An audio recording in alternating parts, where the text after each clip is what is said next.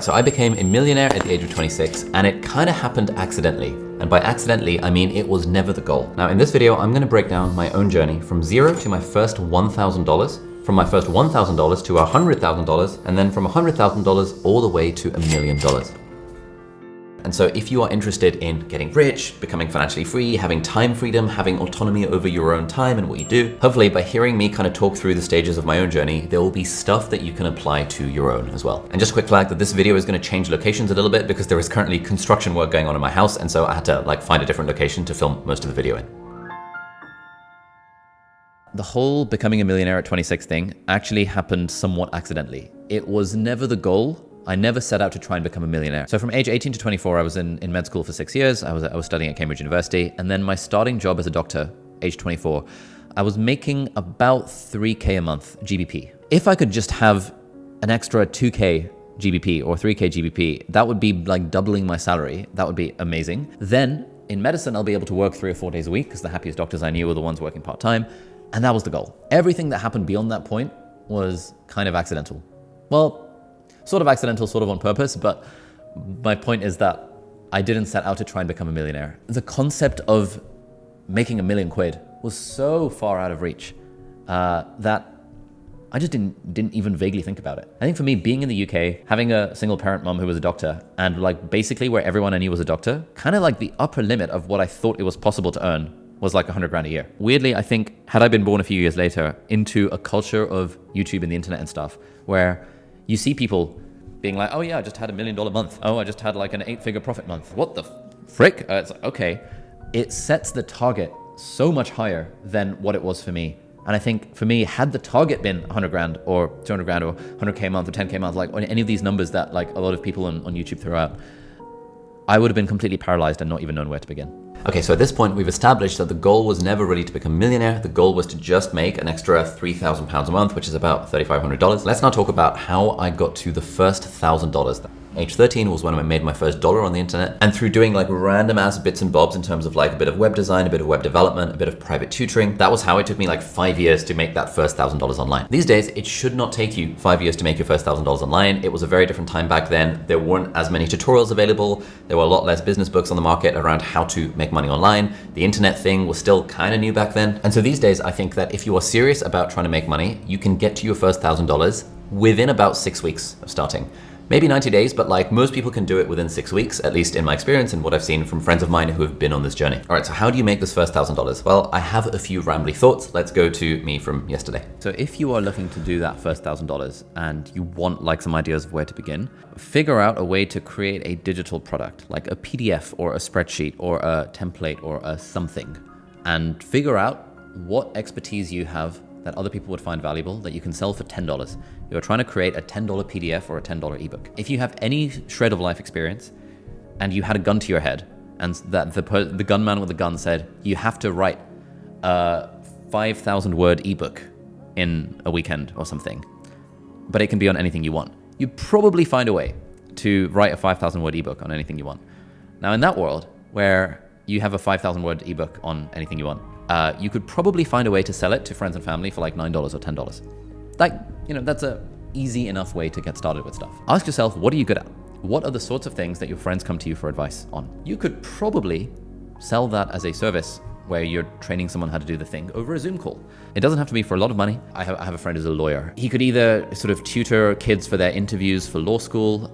He could do that for $20 an hour over Zoom.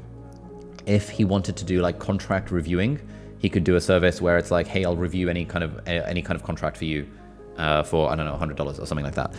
You can always find a way to turn whatever expertise you have into a valuable Zoom call for someone else, and then you can charge for that Zoom call. I think that's another very quick, easy thing to do.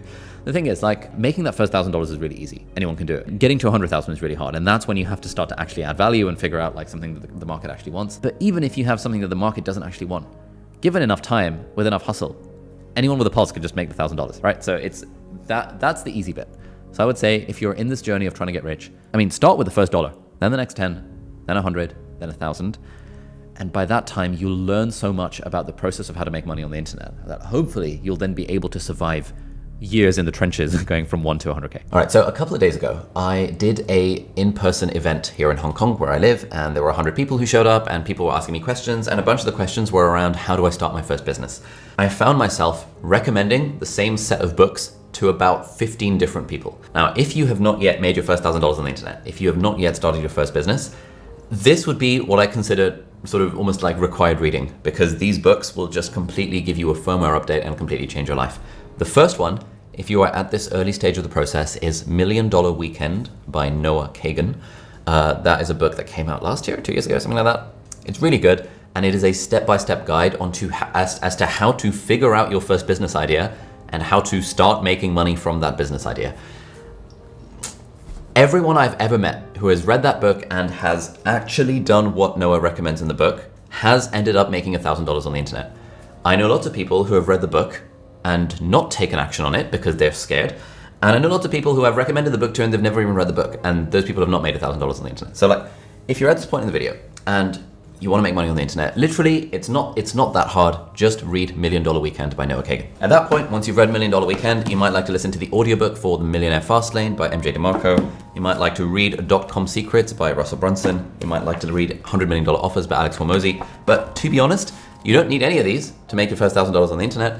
You just need to read $1 Million Weekend and follow the advice that Noah gives, because that is the most up-to-date advice about how to actually get your first $1,000. Also, as a side note, at some point we are going to be running our own 6-week challenge to help you make $1,000 on the internet for the first time. So if you are interested in potentially joining that challenge, which will be sort of hosted by me and will take you through different business ideas and stuff, there'll be a wait list down below. We're not sure if we want to do it yet, but if we do, then, I mean, either way, it's going to be linked down below. So join the wait list and we'll let you know if it happens. And if you're enjoying this video, then you might like to check out Grammarly, who are very kindly sponsoring the video. Now, most people know Grammarly as a spelling and grammar tool, but it's actually so much more than that. It is a full AI writing assistant that works wherever you work so that you can craft quality writing faster, whether that's in your email or on documents or anywhere else that you need to communicate. As someone who works with a remote team, I'm constantly writing Slack messages and emails to share project updates. And one way in which Grammarly helps is that it seamlessly integrates with Slack so that hopefully my communication can be clear and get the point across effectively the first time round. But where Grammarly really shines for me is when I'm writing my weekly newsletters and using the sidebars feature within Grammarly Pro. That lets me make tweaks with just a few clicks instead of spending hours and hours editing my newsletters. So it'll make these kind of suggestions, and then if I like the suggestion, I can go with it, or if I don't like the suggestion, I could pick something better. Another pro feature I really like is the setting goals feature, and this lets you customize your writing voice so that everything you write has the appropriate style and yet still sounds like you. One thing that sets Grammarly apart from other AI tools is that it works seamlessly within your browser. There is no copying and pasting required. And also, because it's not trying to replace your writing, but just sort of enhance your writing and sort of like suggest little tweaks to it, it doesn't sound so much like getting an AI to fully write a complete draft for you, which is super handy these days where people can kind of tell when stuff has been written by AI. If you would like to check out Grammarly, you can sign up and check out Grammarly Pro using my link for 20% off, which is at grammarly.com/ALI06, Ali06. And that link is in the video description. And you can also scan the QR code on screen right now if you would like. So thank you so much, Grammarly, for sponsoring the video, and let's get back to it. There is another major fear that holds people back, and this is the fear of business administration. Okay, so starting a business is one of those things that is, it's weirdly straightforward. It does sort of depend what country you're in, because for example, if you are in Pakistan, which is where I'm from, and you are trying to start a business and accept payments on the internet, it's actually non-trivial. Like, it's hard to set up a PayPal account. You need like a proper proof of address, like proper proof of business, blah, blah, blah, blah, blah, whatever. But if you're in most like developed countries, you've got services like Stripe, you've got services like PayPal. It's really not that hard to start a business. I think in the UK, for example, anyone can register a business, and it costs about 10 pounds to register a business. You just go on Companies House, you register a business. Wait, congratulations, you're now a business owner. For a lot of people, they think of business as being this like scary thing. Like, oh, I've got to be manufacturing stuff in China, or I've got to be building rockets, or I've got to be like building the ultimate iPhone app that all my friends will use. It's like, those are really, really hard businesses. But if you wanted to do private tutoring, you could just set up a business. If you wanted to set up a lemonade stand, you don't even need to set up a business. You can just literally go out on the street and sell lemonade. I think a lot of people also have this weird kind of rule-following mentality of like, oh, but I couldn't possibly sell something on the internet unless I'm a registered LLC, and unless I've spoken to an accountant, and unless I've registered it as a company, and unless I've got a business bank account and a business card. And you actually don't need any of that stuff. I think people are way too worried about like, will the government come after me if I'm like a 19-year-old making 50 quid on the internet? It's like, no, the government's not going to come after you if you're a 19-year-old making 50 quid on the internet. I think in the law in the UK is that you can earn up to like £1,000 a year, like tax-free, without even having to declare it or something like that. Beyond that point, yes, once you start making real money, then yes, you do have to register a business and talk to an accountant and stuff.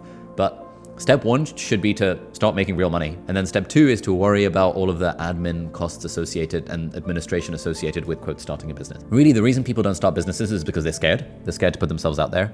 But they can hide behind, oh, I haven't yet figured out, I don't know any accountants.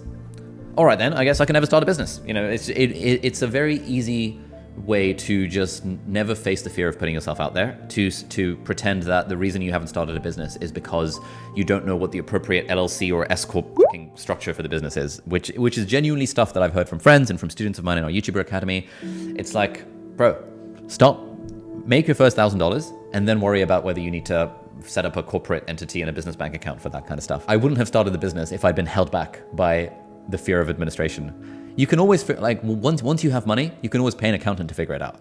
Until you have money, you got to find a way to make the money, man. Like, that's how the thing works. I was really not scared of starting a business because I didn't even think of it as starting a business. Like, if, for example, you imagine selling hot dogs at the local, like, summer fair, do you think of that as starting a business? If you imagine, like, I don't know, trying to you've got a bunch of books in your house and you're selling them on eBay, do you count that as, you call that starting a business? If you imagine doing like private tutoring for your friends, like your friend's mum hires you to teach the kid physics or something because she knows you're good at physics and you get paid 20 quid in cash. Do you think of that as starting a business? It's like the word business is just unnecessarily scary for people. It's just like you're offering a thing and you're charging for it. If you think of it as like, I am starting a business, I don't know. When I started selling these like medical school courses, I wasn't thinking of it as a business. I was thinking of it as like, I have something to teach. I'm going to make a website. People are going to, hopefully, fingers crossed, pay me, and then I'm going to teach them the thing. That's it. Like, to me, it didn't feel like a quote business with a capital B. This idea of business with a capital B, again, just holds so many people back because it sounds way scarier than it is. If I told people, if when I was 18 and I started that business, if I'd thought of it as like, I'm starting a business, I would have probably, that probably would have held me back.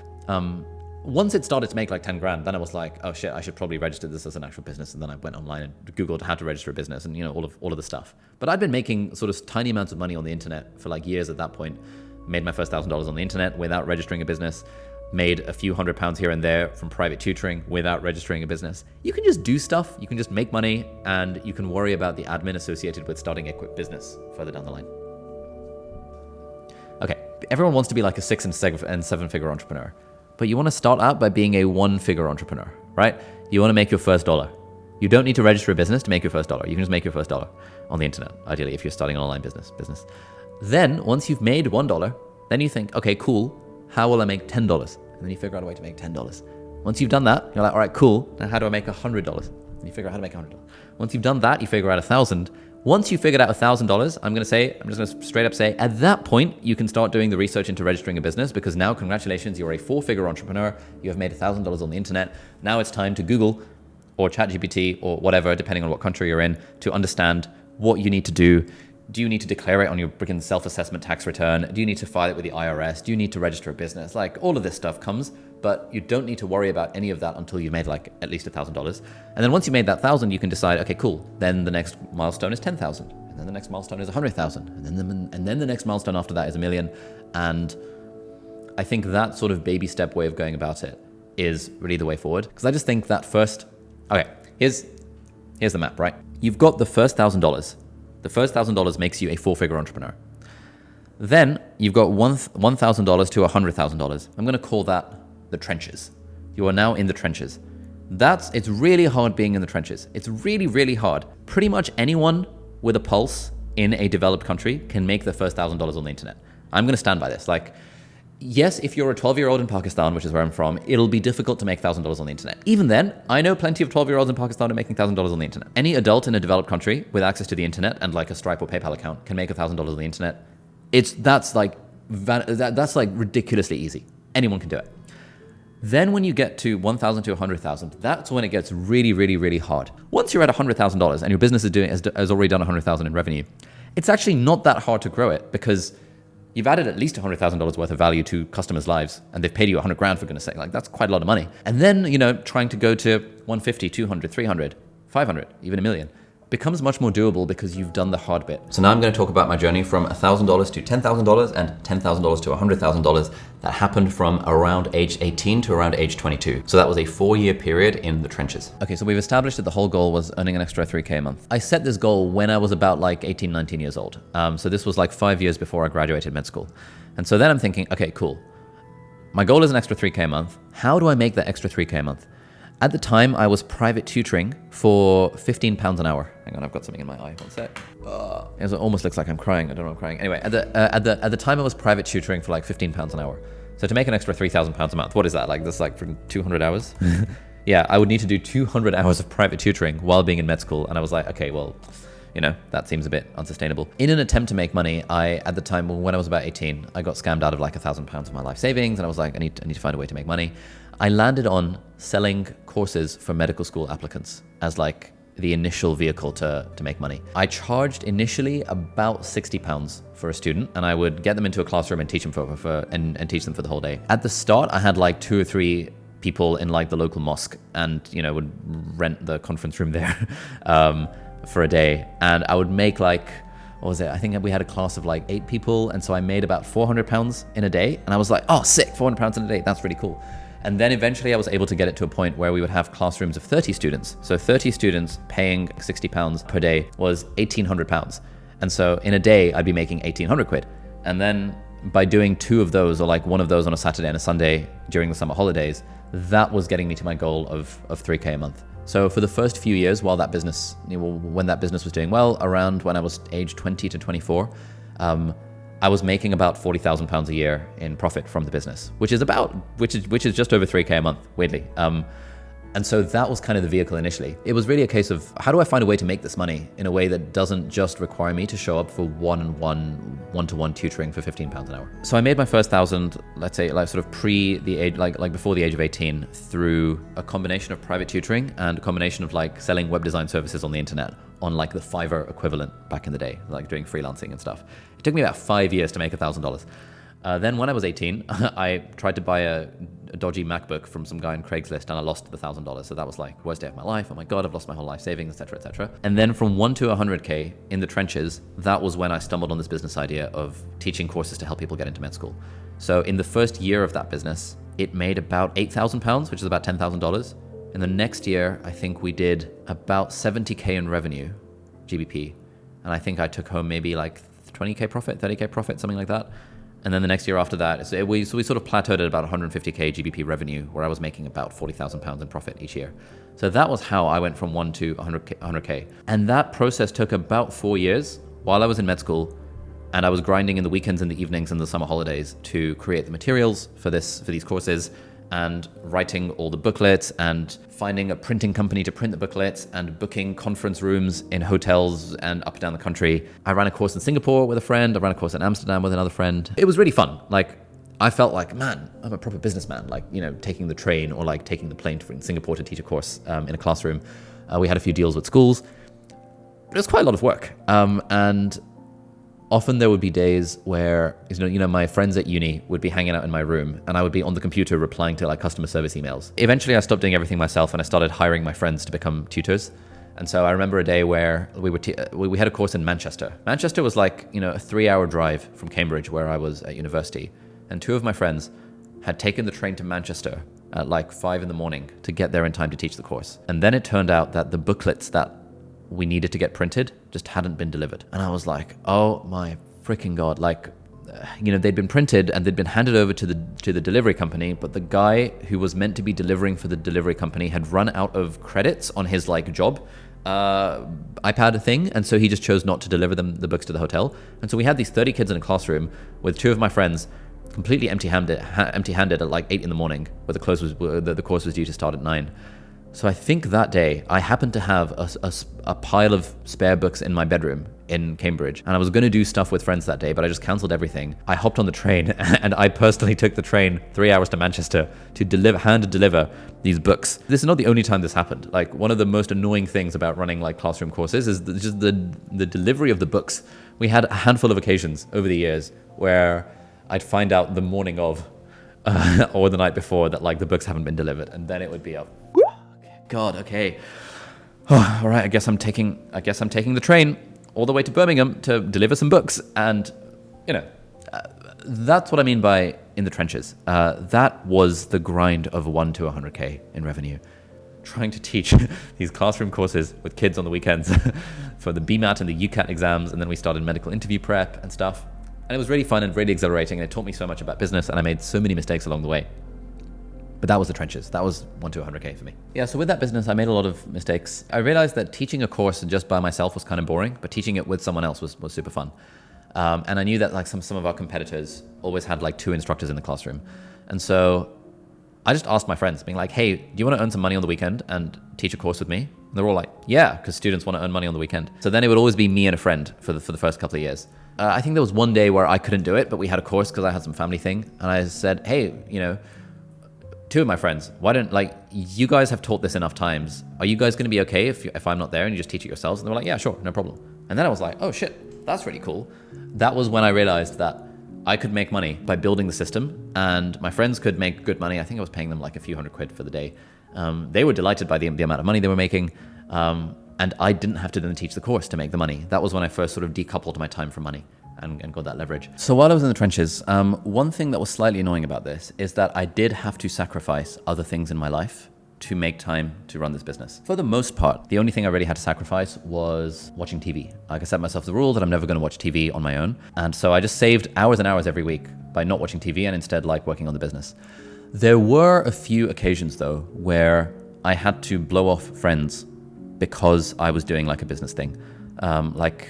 During the holidays, stuff would often would be happening with friends on the weekend, or a friend would be having like a birthday party or something. But because I'd committed to teaching one of these courses, I would be like, sorry, I've got to go to Manchester that day to teach a course on helping kids get into med school, so I can't come to your birthday party. It happened seldom enough that to me it wasn't that big a deal.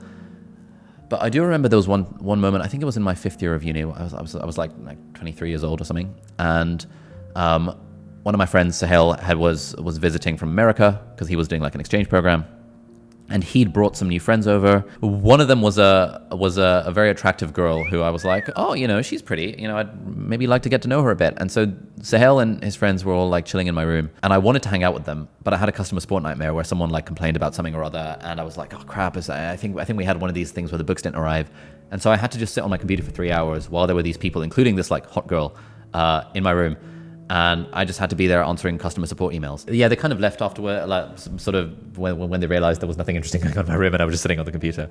That still sticks out in my mind as being, that's not ideal. If you're running a business, it's not ideal that it gets to the point where you're sacrificing hanging out with friends, plus or minus a hot girl, for the sake of answering customer support emails. It's always going to happen. There is not a single business owner I know, even the ones who have teams and everything, where occasionally there are emergencies where you have to sacrifice a personal life thing for the sake of the business. But that was kind of the moment where I was like, yeah, why am I doing all these customer support emails? Like, I just didn't realize, this was like 4 or 5 years into the business. I just didn't realize that it was possible to outsource that stuff. That was a big mistake that I made, which I have not made since. Which is that I actually could have just hired someone, again, one of my friends, to just do customer support. But because I thought I had to do everything myself, and I didn't know how to delegate, and I didn't have any systems or operation or templates or anything, I was the bottleneck for absolutely everything. I then, a couple of years later, discovered the book The E-Myth Revisited by Michael Gerber, and that book was the thing that made me realize, holy shit, you can actually outsource things, you can hire someone, you can delegate things. And I just did not know how to do that beyond saying, hey, Jake, Molly, Catherine, Usman, Haroon, James, Akib, whatever, do you guys want to teach a course on the weekend? That was sort of the limit of my delegation. So while I was in the trenches, I was doing everything myself. Once I started my YouTube channel and then started selling online courses off the back of that, it's sort of, I'd had the knowledge of the mistakes that I made with that medical school admissions business to know that I need to start delegating things sooner rather than later. The other thing that I had to sacrifice to an extent, so when I was 23, I started my YouTube channel. And initially I started my YouTube channel as a content marketing driver for the business. I was like, okay, if I do videos helping kids get into med school, then some of them will think I'm legit and they'll sign up to one of my courses, because I was still running the courses at the time. And then the YouTube channel started to grow. And this was around the time when I had my med school finals and my final exams. Now in that mode, we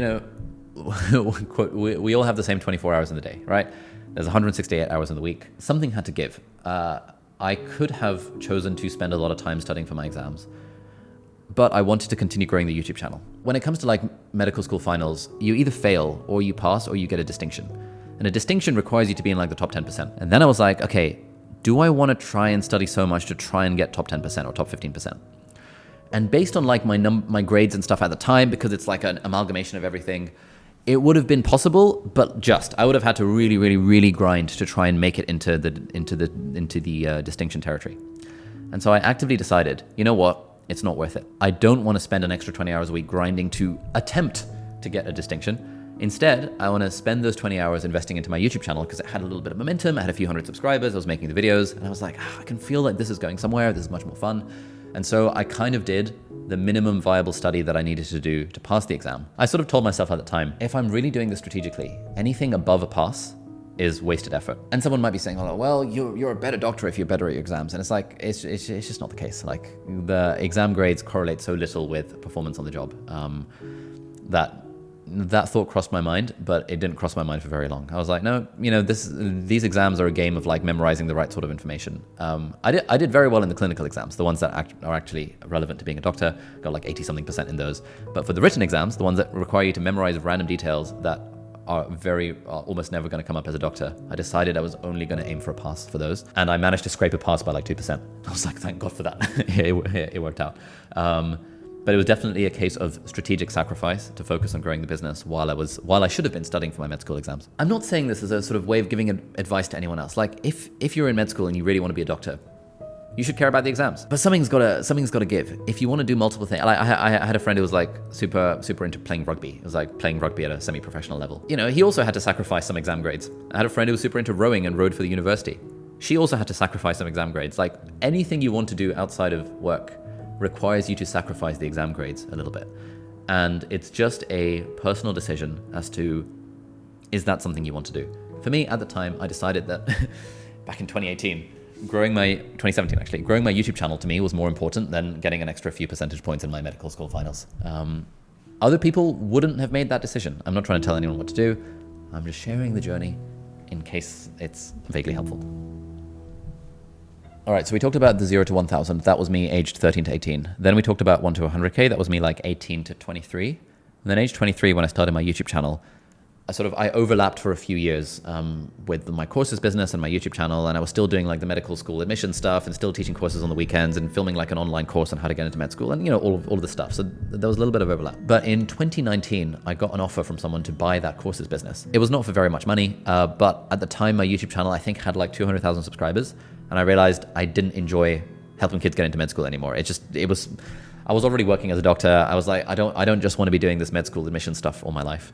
And so I had the chance to sell that business, and I sold that business to a guy who then became a friend and a mentor. And then that friend and mentor actually was the one who was like, bro, your YouTube channel is growing really big. Like, why are you still doing the editing yourself?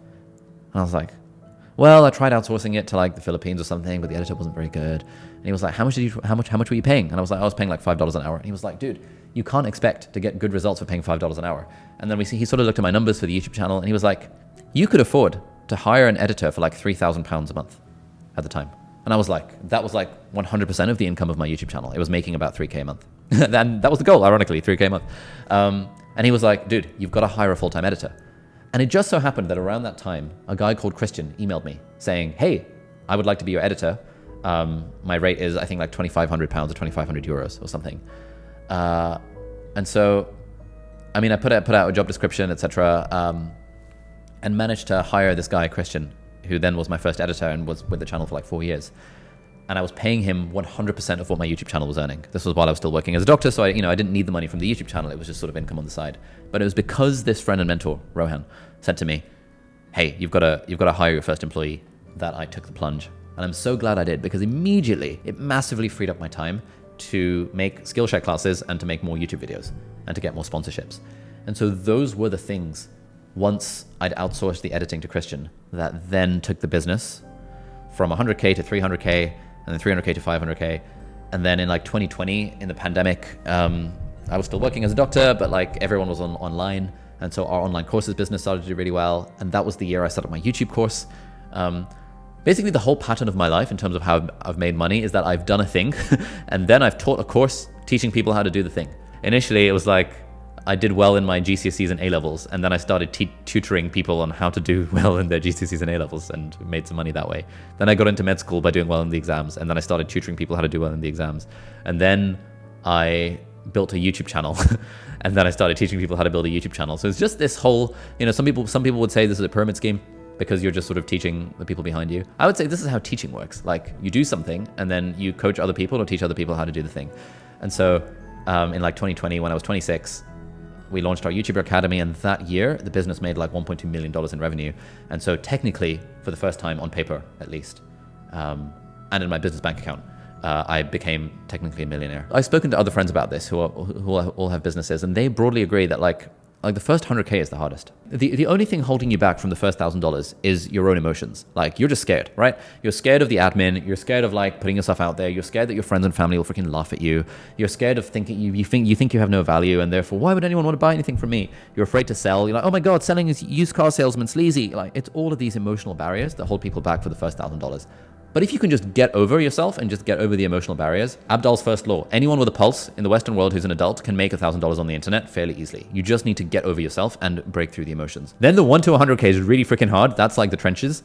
Some people are in the trenches for years. Some people never get out of the trenches. Some people just breeze through the trenches, but those are like the rare few. I did not breeze through the trenches. I was in there for years, grinding away on this courses business.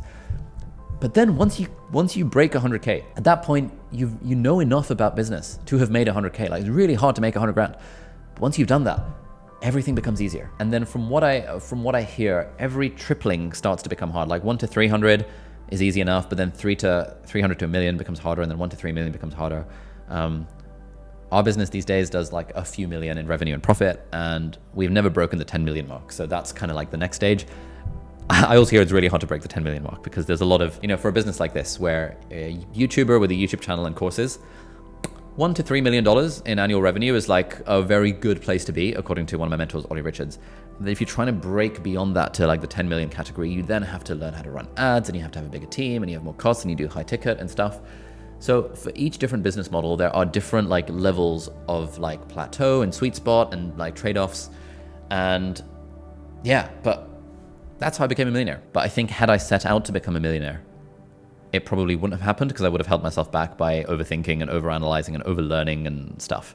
But because I was just focused on, initially, man, I just want to make money on the internet. And then after that, man, I just want to make 3K a month. Those very modest goals helped me get through those early stages without too many emotions holding me back. And so that would be my advice if you want to make money on the internet. So hopefully, if you're at this point in the video, you got some value out of it. If you did, I would love to hear in a comment down below, what did you like about this video? It's kind of rambly, kind of all over the place, but I want to do more stuff that kind of helps you guys because TBH, at this point in my YouTube life, I don't need more money. Like I'm not actually doing this to make more money. The thing that I now do this for is because I feel good when I'm helping other people. Like if someone comes up to me on the street in Hong Kong and they say, yeah, some kid came up to me, it was like, I've been watching your videos for 4 years, and he found them very inspiring. In a very selfish way, I enjoy the feeling of the stuff that I make on the internet being useful to other people. Even though sort of obviously everything is multifactorial and this YouTube stuff still makes money, but I really try my best to not think of the videos as making money, because when I think of the videos as like the point of doing it is to make money, it just sucks the motivation out of it, because like I've already got enough money, I don't need more of it, it's not going to change my life, etc., etc. What I find personally very fulfilling is when I do something, sort of teach something on the internet or share some of my experiences, and people are getting genuine value from that. So if you are at this point in the video, I would love to hear in a comment down below, what value did you get from this sort of video, and what would you like to see more of? I've been doing YouTube for 8 years now. The thing that keeps it fun is like seeing the comments and seeing the messages from people who say that the stuff is useful. So I would love it if you can leave a comment down below. And if you haven't yet seen my video on how to get rich, that talks about the unhealthy obsession that I had with it while I was in med school, that sort of relates to a lot of the stuff here. Check out that video over there. Thank you so much for watching, and we'll see you hopefully in the next one. Bye-bye.